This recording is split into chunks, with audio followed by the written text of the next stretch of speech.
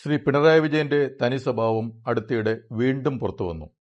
ഒരാളുടെ തനി സ്വഭാവം മനസ്സിലാകുന്നത് അദ്ദേഹത്തിന്റെ വാക്കുകളിൽ കൂടിയും പ്രവൃത്തികളിൽ കൂടിയുമാണ്. ഒരാളുടെ ചിന്തയും മനോഭാവവും ഒക്കെയാണ് വാക്കുകളിൽ കൂടിയും പ്രവൃത്തികളിലൂടെയൊക്കെ പുറത്തു വരുന്നത്.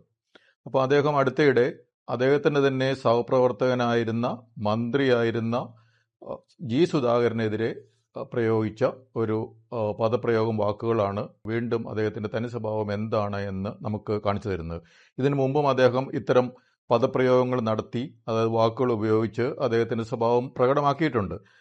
പരനാറി എന്നുള്ള വാക്ക്, നികൃഷ്ടജീവി എന്നുള്ള വാക്ക്, കൊലംകുത്തി എന്നുള്ള വാക്ക് ഒക്കെ അദ്ദേഹത്തിൻ്റെ തന്നെ വളരെ സമൂഹത്തിൽ മേന്മയോടെ ജീവിക്കുന്ന ആളുകൾക്കെതിരെ പ്രയോഗിച്ച ചരിത്രം ഉണ്ട്.